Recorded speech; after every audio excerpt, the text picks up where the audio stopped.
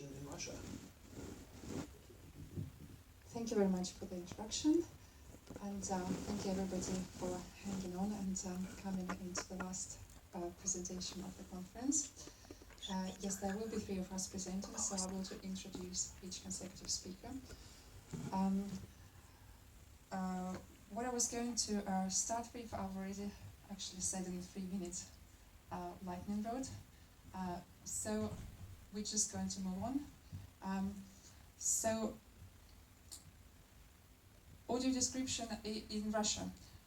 Not a lot of people apparently are aware, in the West are aware that audio description existed in Russia for a long time. People who had a chance to come and have a look at our poster probably saw what we consider the roots and the beginnings of audio description. Ivan is going to talk about it in a minute, about the history. So I wanted to say, to begin with, I wanted to say a few words about how audio description has been, state of audio description has been seen from outside of Russia. Between 2010 and early 2016, I worked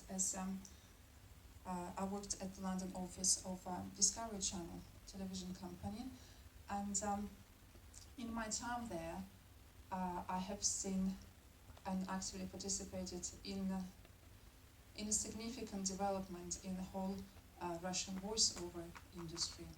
It was a huge step for us to move from, in voice delivery, to move from delivery by a single male actor with his nose pinched by a clothes peg in order to make his voice unrecognizable, to then moving on to adding a female voice for the female characters, and then moving on to so-called multi-voice voiceover, which is now pretty much a norm in the voiceover industry.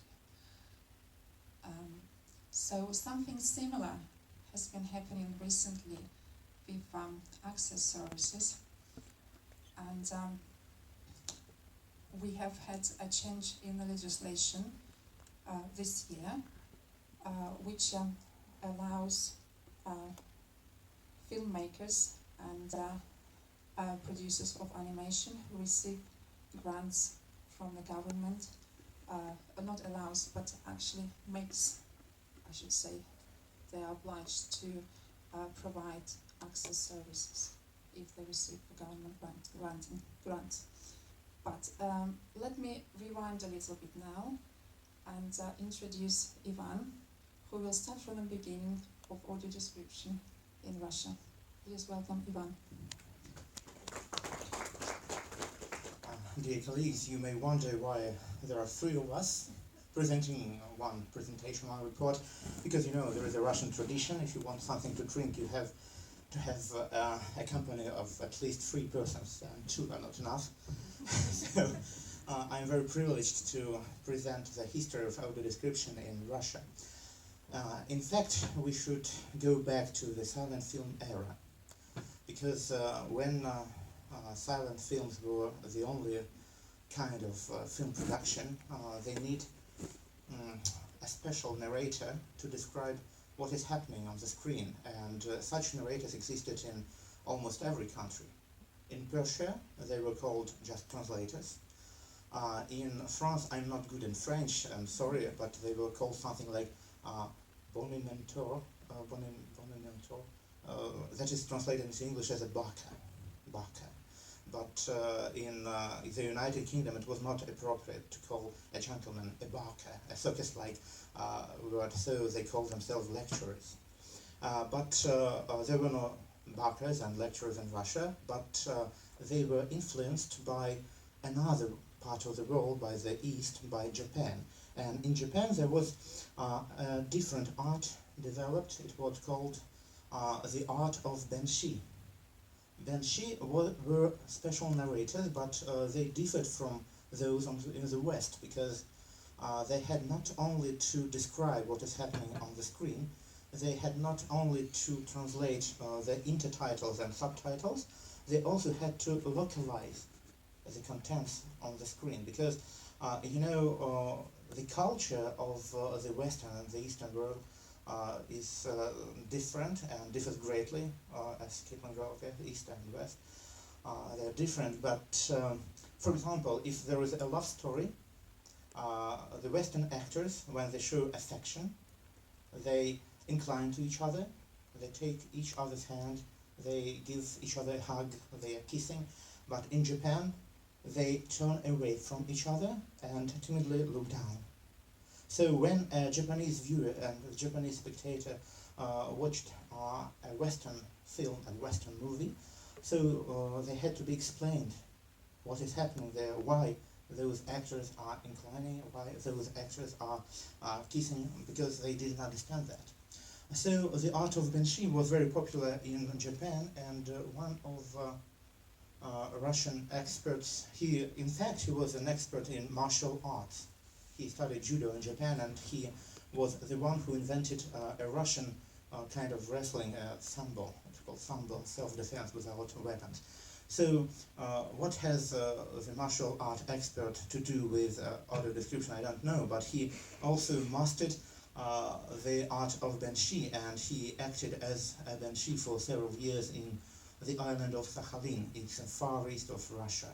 So this activity may be called an audio description because it described the things happened on the screen. Then the other step of AD in Russia, it's describing of live performances, films, and pieces of art to deafblind people. This is Professor Olga Skorohodova. She was deafblind. She was a teacher, a writer, and she was a scientist, and she wrote several books. Some of them were popular in the West, and one of in one of her books, she describes her experience in audio description when she was in the theater, and her interpreter described the performance. And back then, in 1930s and 1940s, first principles of audio descriptions were established. For example, she wrote that she benefited from short introduction before the performance, describing the historical period, the clothes of actors, and the appearance of main characters. So the work for deaf and blind people, the description for deaf-blind people was the first step to audio description, but no fundamental principles were established back then. It was a kind of a good and interesting experience, but that's all. And then the official birth date of audio description in Russia is considered 1978, when the first film with Russian audio description was demonstrated in Moscow, and this man, Anatoly Chichetin, he was a scriptwriter and an actor, so he provided the audio description. Well, it was not a patriotic movie, it was an American drama, Cleopatra, and many blind people enjoyed watching it in that cinema theater. It was called in Russian Буревестник. Yes, and so it's considered the first, the birth date of audio description in Russia. But back then, in 1970s, another form of audio description was popular in Russia.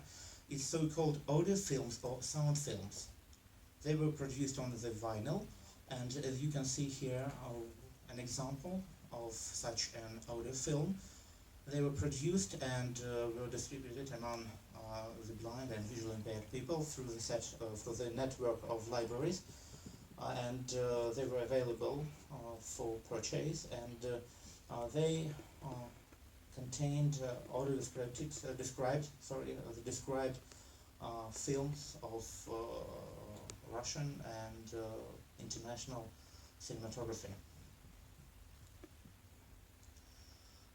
And after the Soviet Union disappeared, the interest to audio description also faded, but back in the beginning of the 21st century, their interest to audio description in Russia revived, and the development of audio description in Russia is marked with an invention of a new term for audio description. We talked much about it with colleagues today.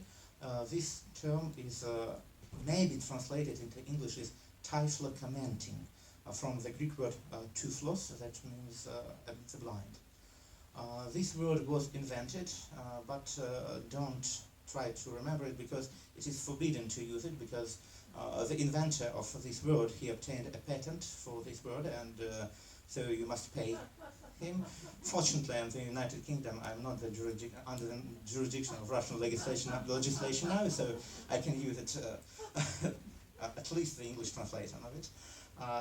But if you Google this word, you will find out that there are some articles translated into English with this word.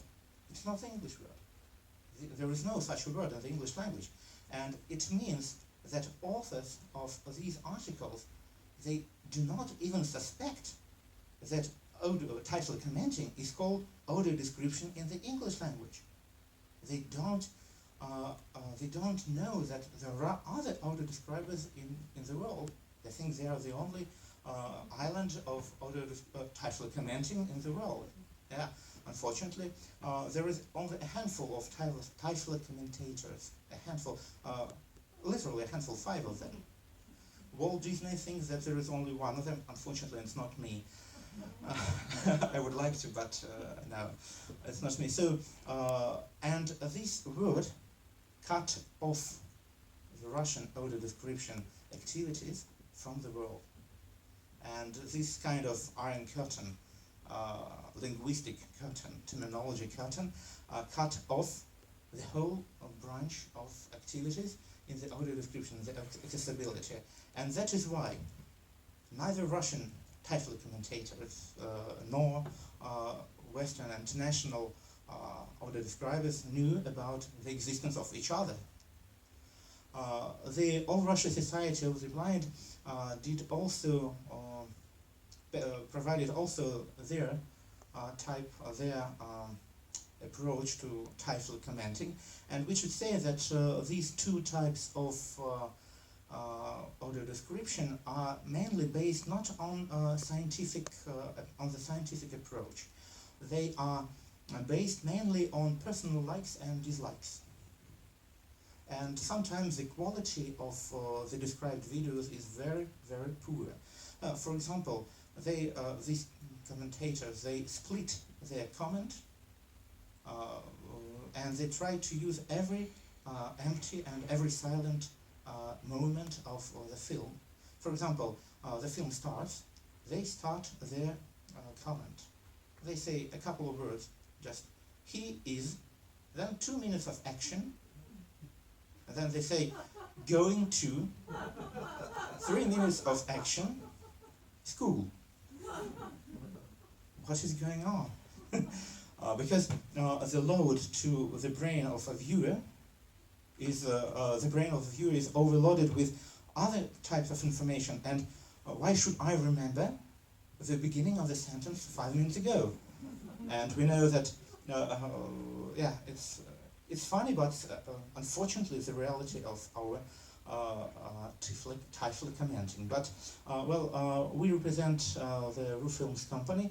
Mainly, it's the localization and translation company, translating films and providing subtitling. But we are involved in audio description, and we try to promote the scientific approach.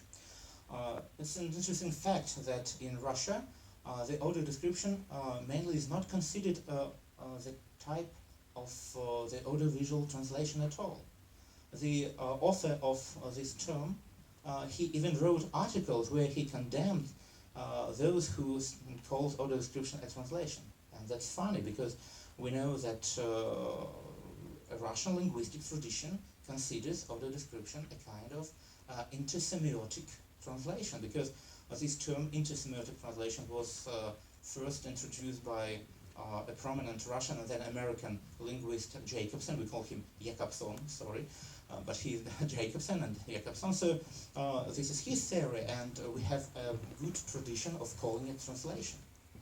And when we do not consider audio description a kind of audiovisual translation, we have such problems, because we do not try to help people to render the idea of the film, render the intention of film authors, but we are just showing off, saying, I can't do title commenting, so I'm showing off. I'm putting some sentences between phrases in the film, and that's all. So that is why there are 3 different approaches, and besides there is a large group of volunteers and enthusiasts who do not use any approach at all, so they are describing everything they want without any approach, because there are no national standards for audio description. As for us, we are using European EdLab standards, the visual made, pictures painted in words, these guidelines, and we apply them while describing our movies. And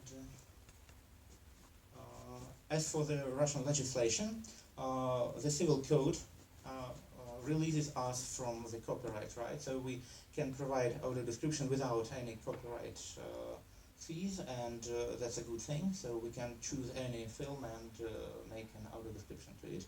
And this year law, it says that if the state supports a filmmaker, the filmmaker must provide audio description and subtitles. But how subtitles and how AD is related to the audiovisual translation, Alexei will tell you. Hi, I don't have a lot of time left, but I'll try to give you an outline. In our country, audiovisual translation and audio description were always promoted by semi-private and private institutions. You have to understand that the All Soviet Union of the Blind was not a state-run organization. It was actually a huge corporation, the self-financing corporation, one of the few corporations that existed during the Soviet time. The blind people had their own factories, they had their own standards of production, and actually the term Tiflo-Commentary was the result that they introduced it into their own system of preparation of the people, actually a kind of a corporate terminology that took hold due to the fact that in 1991 the whole structure broke down, but the term persisted. And it was a kind of a limiting for the further development of the industry, because it didn't allow to introduce real audio description. So we had to respond to the public and corporate call. Aeroflot needed audio description to get another star on its service badge. So they are now a 5-star company, and they requested us to help them with raising their standards of promoting audio description. So now we are doing audio description tracks for them. That's why we had to adopt some kind of a standard, and we introduced the term audio description in 2014. We are running a lot of corporate courses. The next one will be next year in February, April, and we invite various speakers to join it, because we need to tell people in Russia what the whole thing about audio description and audiovisual translation is about. But we actually need to train more and more people, because what is evident in Russia is the shortage of specialists. It's one of the people I spoke here with told me that in the West the situation is the other way around. You have a lot of specialists, but not a lot of demand from the corporate sector. In our country, it's the corporate sector that is requesting it, because the legislation actually returns the money spent on the production of audiovisual tracks and subtitling tracks for the deaf to the film producing companies that export its goods. The next year, Russia Today is going to have the same kind of arrangement. All the Russian movie experts are going to have audio description and subtitle for the deaf tracks. Yeah, and so it is the combination of state effort, corporate demand, and some of our educational efforts trying to bring together the two traditions. Actually, what we need now is an amalgam of two approaches. And that's why we are here. That's why we are telling you about our system of training and invite you to join in. Thanks a lot for your attention.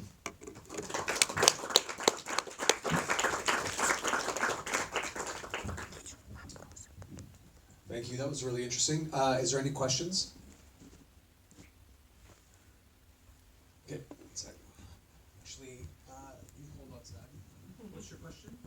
I was just curious, in the films that, the audio films that came out on vinyl, Yeah. did they have the soundtrack of the film? Yes. Was it, so originally it was the film and then it was the soundtrack of the film combined with description? Yeah, back then the technology was a little bit different, so the soundtrack was also recorded on vinyl, and such discs were also very popular in Russia. And yes, it was an original soundtrack with audio description inserted. A couple of things. You see, the approach which I heard here, seeing with your ears, it was actually the ideology that was adopted by the creators of these audio films, and it was the ideology that was behind sports programming. We had the entire school of sports commentators who acted almost like